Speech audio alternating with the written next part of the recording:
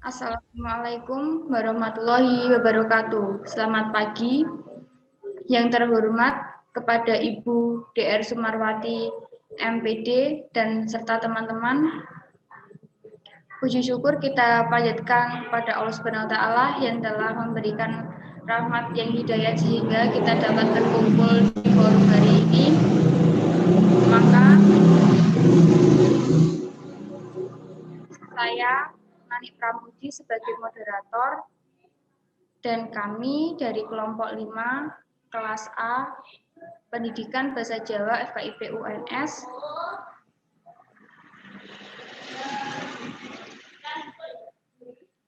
yang beranggotaan 1. Amanda Pisan Pramesti, 2. Camelia Marta Sasmita, 3. Diavika Inaviani, 4. Fahrizal Nugraha, 5. Hesti Nabila Koryati, 6. Nani Pramuji, dan 7. Tessa Bella Safira. Pada forum diskusi hari ini, saya dan teman-teman akan membawakan materi meningkatnya pengangguran terdidik di Indonesia yang meliputi faktor penyebab, dampak, dan upaya mengatasinya.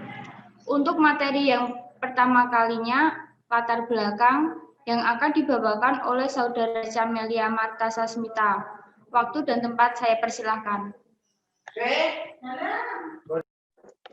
Baik, terima kasih kepada moderator atas kesempatannya. Saya akan menjelaskan bagian latar belakang masalah. Setiap orang ingin memiliki kesejahteraan dalam hidupnya. Memiliki pekerjaan dan penghasilan sendiri merupakan suatu keinginan bagi setiap individu yang memasuki masa dewasa. Hal ini juga menjadi tuntutan pada mereka, khususnya para individu yang berpendidikan minimal SLTA atau sarjana. Mereka sudah dapat dikategorikan sebagai tenaga kerja yang terdidik. Seperti yang dikatakan oleh Elvindri dan Bahtiar tahun 2004, pendidikan dianggap sebagai sarana untuk meningkatkan sumber daya manusia sehingga dapat mencetak generasi yang berkualitas. Manusia-manusia yang berkualitas tersebut akan lebih mudah dalam mencari pekerjaannya. Nah, dari sini dapat disimpulkan bahwa semakin tinggi pendidikan, peluang kesempatan kerja akan semakin besar. Namun, dalam kenyataannya, di negara Indonesia ini, individu yang terdidik justru banyak yang menjadi pengangguran. Apa sebabnya? Hal ini disebabkan oleh beberapa faktor. Ada faktor eksternal dan ada faktor internal. Faktor eksternal dapat kita kaitkan dengan pendapat Ali tahun 2009. Beliau mengatakan bahwa perencanaan pengembangan pendidikan yang kurang selaras dengan perkembangan lapangan pekerjaan itu menjadi penyebab utama terjadinya pengangguran terdidik di Indonesia. Badan Pusat Statistik mencatat bahwa pada tahun 2020 ini jumlah pengangguran terdidik di Indonesia naik sebanyak 2,67 juta orang dibandingkan tahun sebelumnya atau tahun 2019. Bahkan masalah ini semakin hari semakin bertambah. Nah, kita akan mengetahui bahwa pengangguran merupakan masalah yang serius bagi negara. Meningkatnya pengangguran yang sangat tinggi dapat mempengaruhi stabilitas nasional di negara. Oleh karena itu, kami perlu membahas hal ini untuk lebih memperhatikan dan menindaklanjuti masalah tersebut. Itulah yang dapat saya jelaskan. Selebihnya saya kembalikan ke moderator. Terima kasih. Baik, terima kasih Mbak Zamelia atas penyampaiannya materi. Dan selanjutnya,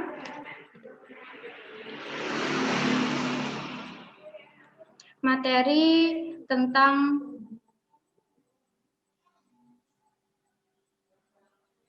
yang akan dibawakan oleh Saudara Rizal. Waktu dan tempat saya persilahkan. Baik, terima kasih. Rumusan masalah. 1. Faktor apa sajakah yang mempengaruhi meningkatnya pengangguran terdidik di Indonesia? 2. Apa saja dampak yang ditimbulkan dari meningkatnya pengangguran terdidik di Indonesia? 3. Bagaimana strategi mengatasi meningkatnya pengangguran terdidik di Indonesia?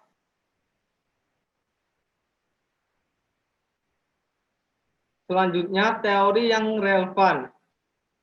Teori pengangguran. Pengangguran adalah angkatan kerja yang tidak bekerja tetapi sedang mencari pekerjaan atau orang yang full timer dalam mencari pekerjaan. Menurut dalam studi ketenagakerjaan BPS 1999, Sardono Sukirno juga berpendapat bahwa pengangguran adalah suatu keadaan di mana seseorang yang tergolong dalam angkatan kerja yang ingin mendapatkan pekerjaan, tetapi belum memperolehnya. Pengangguran terdidik. Badan Pusat Statistik mendefinisikan pengangguran terdidik sebagai rasio antara jumlah pencari pekerja yang berpendidikan pada tingkat SLTA. Jika dilihat dari tingkat pendidikan, angka pengangguran dari lulusan SMA dan perguruan tinggi terus meningkat dari tahun ke tahun. Tingkat pengangguran terdidik merupakan rasio jumlah pencari kerja yang berpendidikan SLTA ke atas. Baik, terima kasih.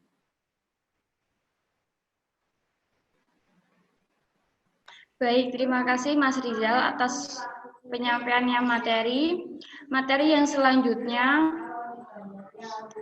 akan dibawakan oleh Saudara Amanda. Waktu dan tempat saya persilahkan.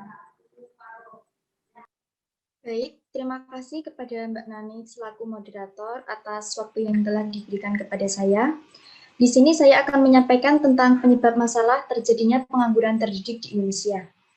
Yang pertama, menurut Mulyono, yaitu faktor struktural dan non-struktural.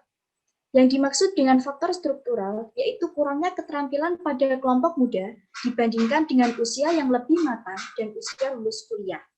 Sedangkan, yang dimaksud dengan faktor non-struktural, yaitu adanya kenaikan upah buruh yang membuat perusahaan tidak menerima karyawan baru, bahkan membuat perusahaan mem-PHK karyawannya. Yang kedua, menurut Dikti, yaitu rendahnya soft skill atau di luar kemampuan utama yang dimilikinya. Dengan hal tersebut, individu dalam proses pendidikan tidak memanfaatkan untuk mengasah keterampilannya secara maksimal. Yang ketiga, menurut Taris, yaitu para pelamar kerja hanya memperhitungkan gaji dibandingkan dengan kemampuan atau keterampilan yang dimilikinya. Yang keempat, menurut Suroto, yaitu adanya penawaran tenaga kerja melebihi dari permintaan tenaga kerja. Minimnya permintaan tenaga kerja dibandingkan dengan ratusan pelamar kerja membuat penawaran tenaga kerja dan permintaan tenaga kerja tidak seimbang. Sedangkan faktor penyebab secara umum yaitu yang pertama, peningkatan jumlah penduduk. Pertumbuhan penduduk yang tinggi dan tidak diiringi dengan kesempatan kerja merupakan salah satu penyebab utama terjadinya pengangguran terdidik di Indonesia. Dan yang kedua atau yang terakhir, yaitu ketatnya persaingan antar angkatan kerja. Para pencari kerja tidak hanya bersaing dengan sesama daerahnya, tetapi dengan luar daerah juga. Terima kasih, begitu yang dapat saya sampaikan. Waktu dan tempat saya kembalikan ke moderator. Terima kasih. Baik, terima kasih Mbak Amanda atas penyampaiannya materi. Yang selanjutnya, materi akan disampaikan oleh Saudara Hesti. Waktu dan tempat saya persilahkan. Terima kasih kepada Mbak Nani sebagai moderator. Saya di sini akan menjelaskan tentang dampak adanya masalah, yaitu yang pertama dari segi fisik, yaitu bisa menyebabkan dari gangguan fisik, yaitu dari gangguan tidur, keadaan yang sangat tidak enak, sangat membosankan, waktu yang sangat cepat, dan sangat tidak enaknya dilihat dari lingkungan. Yang kedua yaitu dari segi psikis, yaitu keadaan yang sangat malu dan mempunyai perasaan yang tidak enak. dikarenakan gaji yang tidak tetap. Oleh karena itu, segi psikis itu sangat mengganggu keadaan jiwa oleh seseorang. Karena gaji yang sangat tidak tetap dan perasaan tidak enak pada keluarga dan lingkungannya. Dari segi sosial yaitu antisosial.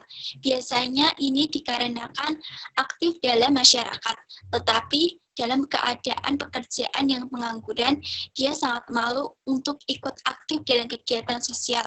Maka dari itu, pergaulannya sangat untuk dibatasi. Karena jika ada seseorang yang ingin menanyakan gimana pekerjaannya sekarang, dia akan bingung untuk menjawabnya. Oleh karena itu, dari segi sosial antisosial, itu sangat membatasi pergaulannya karena tidak ingin mereka tahu bahwa dia sedang mengalami kendala pekerjaan. Terima kasih yang dapat saya sampaikan. Saya kembalikan ke moderator. Baik, terima kasih Mbak Esti atas penyampaiannya materi. Maka materi yang selanjutnya akan dibawakan oleh Saudara Vika. Waktu dan tempat saya persilahkan. Baik, terima kasih atas waktunya. Di sini saya akan menjelaskan tentang solusi masalah. Poin pertama yaitu meningkatkan minat kewirausahaan. Perguruan tinggi sebagai lembaga akademis diharapkan dapat membentuk karakter mahasiswa untuk mempunyai jiwa kewirausahaan. Salah satu upaya yang dilakukan melalui integrasi mata kuliah kewirausahaan. Melalui mata kuliah ini, mahasiswa dapat mengenal dan mengembangkan potensi dirinya untuk menangkap peluang usaha serta membentuk jiwa kewirausahaan. Poin kedua yaitu memberikan penyuluhan. Peran Dinas Tenaga Kerja dan Perindustrian dalam memberikan penyuluhan kepada pencari kerja untuk menerima pekerjaan yang ada terlebih dahulu sebagai pengalaman kerja dan juga dapat mengatasi masalah pengangguran terdidik tersebut. Akan tetapi, efektif atau tidaknya tergantung dari pemikiran dan keputusan pencari kerja tersebut. Poin ketiga yaitu menyelenggarakan bursa kerja. Dengan menyelenggarakan bursa kerja atau job fair, dapat memberikan informasi peluang kerja pada pencari kerja, baik yang berasal dari kalangan profesional maupun fresh graduates. Job fair dapat memberi kesempatan kepada pencari kerja untuk berkarir pada perusahaan-perusahaan yang membuka stand job fair tersebut. Poin yang keempat yaitu meratakan lapangan pekerjaan. Pemerintah, lembaga-lembaga tinggi, dan masyarakat memiliki peran penting dalam mengatasi permasalahan ini. Peran penting pemerintah dalam menyesuaikan dan merealisasikan Undang-Undang Nomor 13 Tahun 2003 dengan meratakan lapangan kerja guna untuk memenuhi kebutuhan hidup setiap individu. Selanjutnya, saya akan menjelaskan simpulan masalah. Poin pertama yaitu teori yang relevan. BPS mencatat jumlah pengangguran di Indonesia per Agustus 2020 mencapai 9,77 juta orang atau naik 2,67 juta orang dari setahun sebelumnya. Kebanyakan yang menjadi pengangguran adalah lulusan sarjana. Poin kedua yaitu faktor penyebab. Faktor penyebab meningkatnya pengangguran terdidik di Indonesia meliputi 1. Meningkatnya jumlah penduduk, 2. Kurangnya lapangan pekerjaan, 3. Rendahnya soft skill, 4. Perguruan tinggi belum berfungsi sebagaimana mestinya. Poin yang ketiga, yaitu dampak yang ditimbulkan dari masalah ini adalah 1. Dampak pada fisik, seperti gangguan tidur, bingung, perasaan tidak jelas, sakit kepala, dan rendahnya tingkat kesehatan. Yang kedua, dampak pada psikis, seperti adanya tekanan dan tuntutan sehingga mengakibatkan depresi. Yang ketiga, dampak pada sosial, seperti adanya keinginan untuk menarik diri dari lingkungan sosialnya. Yang terakhir yaitu strategi untuk mengatasi meningkatnya pengangguran terdidik di Indonesia, meliputi 1. Meningkatkan minat kewirausahaan, 2. Memberikan penyuluhan pada pencari kerja, 3. 3. Menyelenggarakan bursa kerja atau job fair. 4. Meratakan lapangan pekerjaan. Demikian paparan mengenai solusi masalah dan simpulan masalah. Waktu saya kembalikan kepada moderator.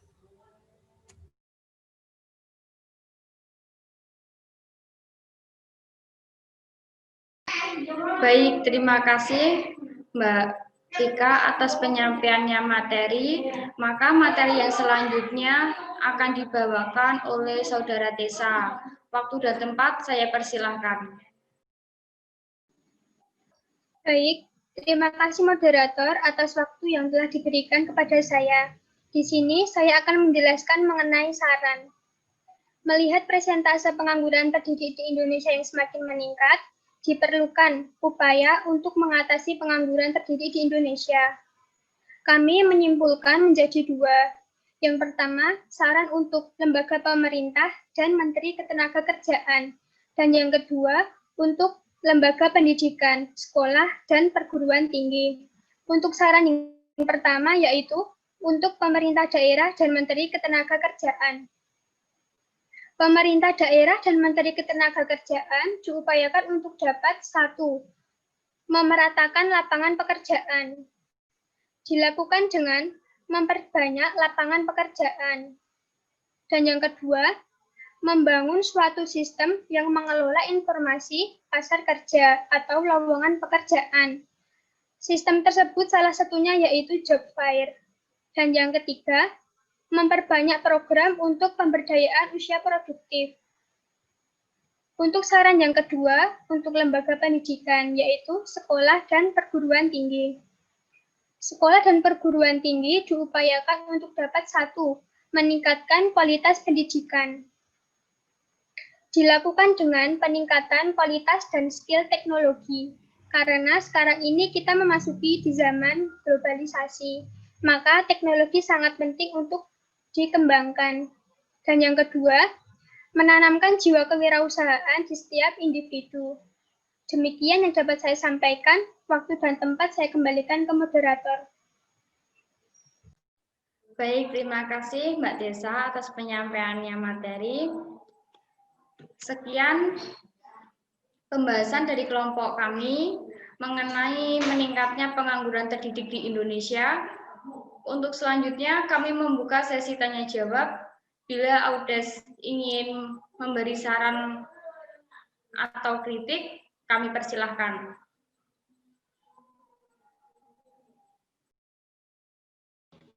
Saya Mbak. Baik, Mas, silakan. Perkenalkan, nama saya Alvisya Jrin Saputro dari kelompok 5 kelas B. Salah satu saran untuk mengatasi pengangguran terdidik di Indonesia adalah dengan menanamkan jiwa kewirausahaan di pendidikan tinggi. Nah, menurut kelompok Anda, contoh pelaksanaan tersebut seperti apa ya? Terima kasih.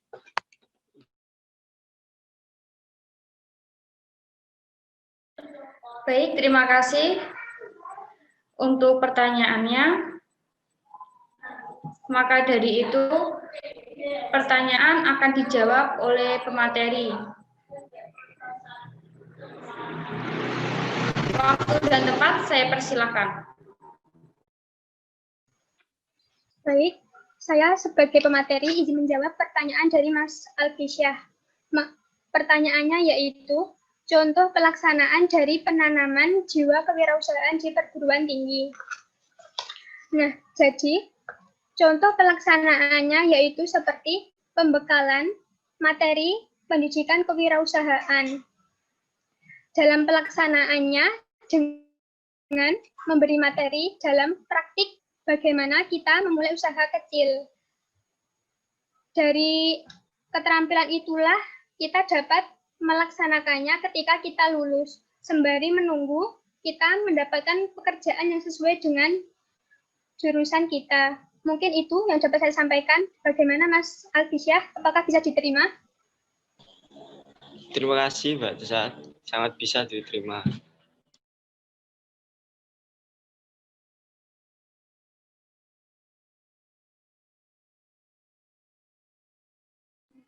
Baik, yang selanjutnya, apakah ada pertanyaan lagi?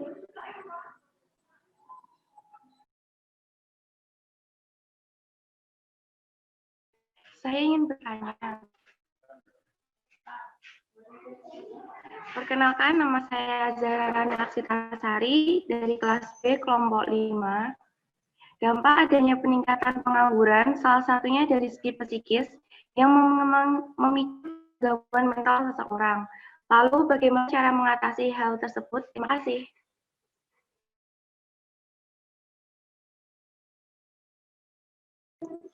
Baik, terima kasih untuk Mbak Azahra Rani. Maka dari itu pertanyaan akan dijawab oleh pemateri. Waktu dan tempat saya persilahkan. Terima kasih kepada Mbak Moderator. Saya akan menjawab pertanyaan dari Mbak Zahra, yaitu pertanyaannya, dampak adanya peningkatan yang pengangguran adalah salah satunya dari segi psikis yang memicu pada gangguan mentalnya seseorang. Lalu bagaimana cara mengatasinya?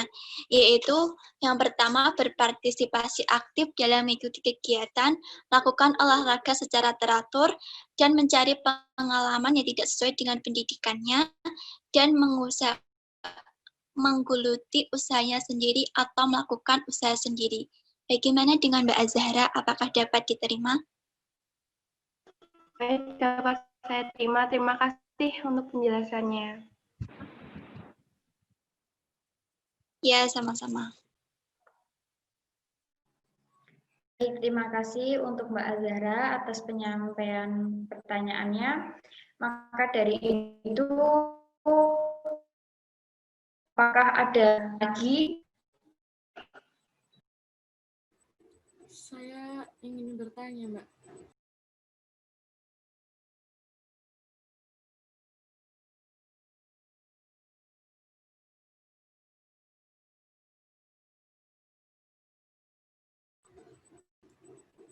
Mbak Moderator, saya ingin bertanya.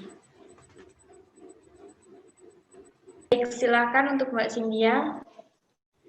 Saya Cynthia dari kelompok 5 kelas B, mohon izin bertanya, apa saja yang perlu diperhatikan sampai target dan sukses? Terima kasih.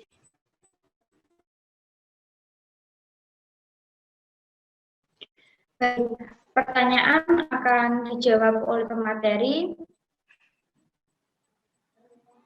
Waktu dan tempat saya persilahkan. Baik, di sini saya akan menjawab pertanyaan dari Mbak Cynthia, yaitu apa saja yang perlu diperhatikan untuk membuat job fair agar sukses dan mencapai target. Untuk membuat sebuah job fair agar sukses dan mencapai target maksimal, dibutuhkan strategi yang benar-benar efektif. Hal yang perlu diperhatikan yaitu pemilihan waktu yang tepat, pemilihan tempat yang strategis dan sesuai fungsinya, serta cara mempublikasikan adanya job fair kepada masyarakat. Apakah bisa diterima dan dipahami, Mbak Cynthia?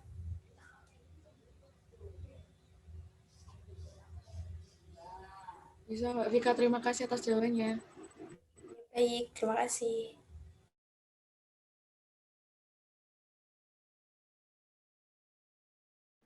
Baik, terima kasih atas pertanyaannya. Apakah ada pertanyaan lagi mengenai materi yang disampaikan oleh kelompok kami? Saya persilakan.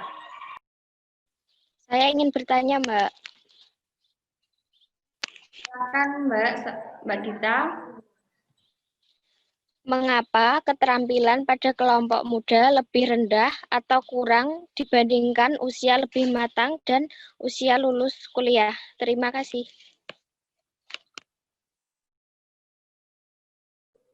Terima kasih atas penyampaian pertanyaannya. Silakan untuk pemateri bisa menjawab pertanyaannya. Waktu dan tempat saya persilahkan.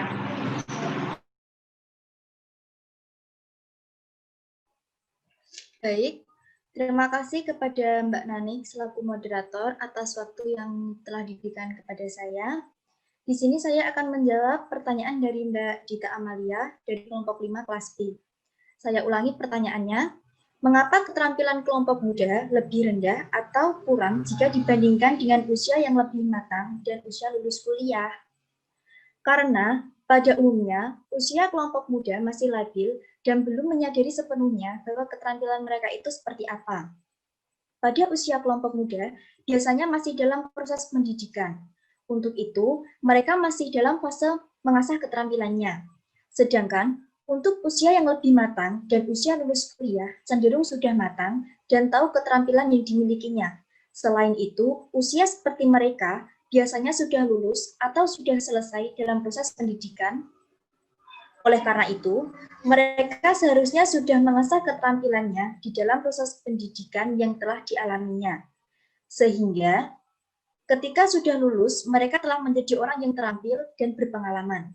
Dengan demikian, benar saja jika keterampilan kelompok muda lebih rendah jika dibandingkan dengan usia lebih matang dan usia lulus kuliah. Terima kasih. Bagaimana dengan Mbak Dita Amalia? Apakah bisa diterima? Sudah Mbak Amanda, terima kasih atas jawabannya. Ya, terima kasih. Waktu dan tempat saya kembalikan ke moderator. Baik, terima kasih atas pertanyaannya dan jawabannya. Maka dari itu, apakah ada pertanyaan lagi mengenai materi? Saya persilahkan. Perkenalkan, nama saya Valista Kusuma Ayu. Di sini saya akan bertanya tentang adanya pengangguran terdidik, salah satunya karena sangat idealis dalam memilih pekerjaan. Nah, mengapa hal tersebut perlu dilakukan? Terima kasih. Baik, terima kasih atas pertanyaannya. Maka pertanyaan akan dijawab oleh pemateri. Waktu dan tempat saya persilahkan. Terima kasih kepada moderator, terima kasih juga kepada Mbak Valista atas pertanyaannya. Pertanyaannya yaitu karakter yang terlalu idealis dalam memilih pekerjaan itu mengapa kok harus dilakukan? Sebenarnya bukan harus dilakukan, Mbak, malah ini nggak boleh. Begini, karakter idealis itu sebenarnya bukan karakter yang jelek atau bukan karakter yang negatif. Bahkan karakter idealis itu sangat baik jika dimiliki oleh pengusaha karena mereka akan memiliki prinsip, tekad, dan keinginan yang kuat dalam suatu pekerjaan. Namun, jika karakter idealis itu terlalu berlebihan, maka juga akan menyesatkan.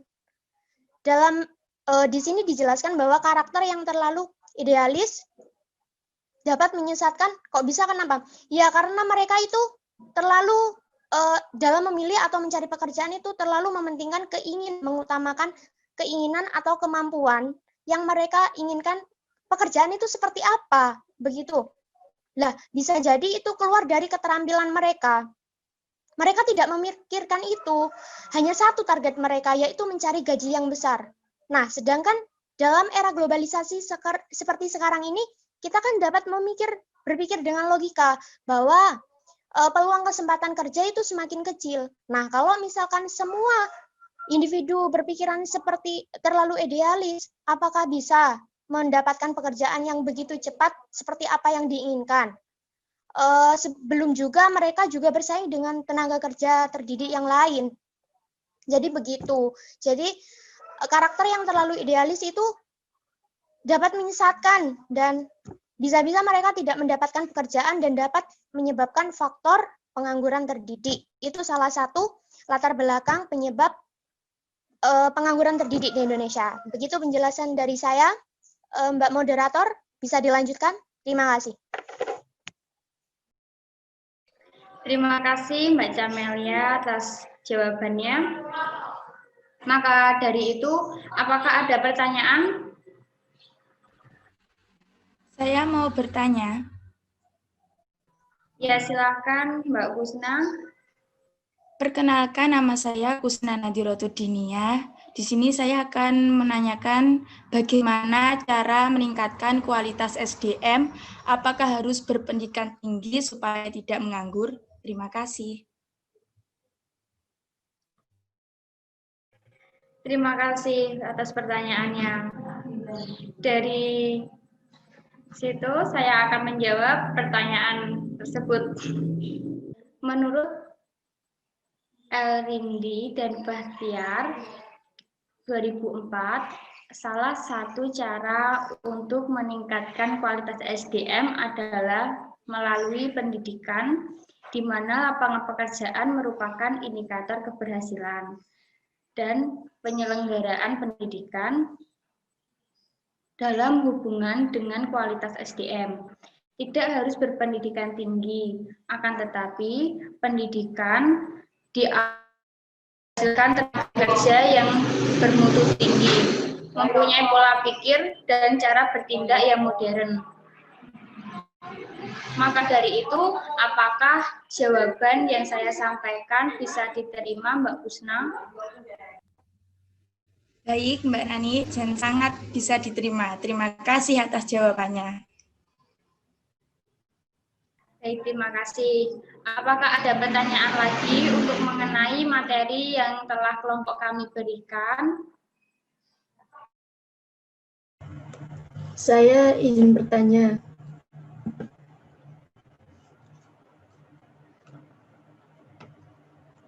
Baik, silakan Mbak Nila. Perkenalkan, nama saya Nelarizia Fitri dari kelompok 5 kelas B. Saya ingin bertanya, apa yang dapat kalian simpulkan tentang pengertian pengangguran terdidik? Terima kasih.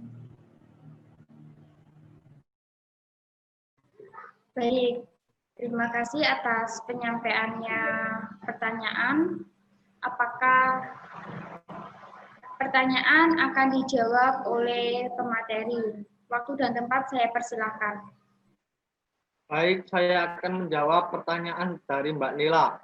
Menurut pendapat saya, pengangguran terdidik adalah golongan usia muda yang telah menyelesaikan pendidikan SLTA ke atas, yang tidak bekerja atau sedang mencari kerja. Itu bagaimana? Ya, terima kasih.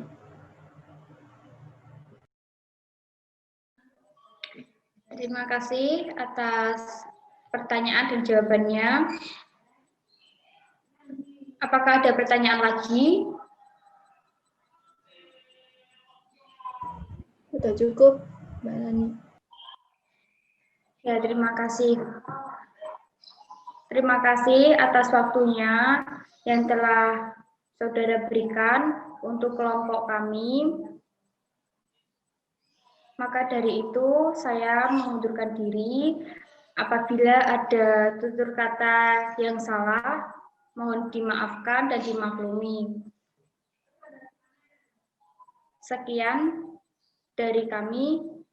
Wassalamualaikum warahmatullahi wabarakatuh. Waalaikumsalam warahmatullahi wabarakatuh.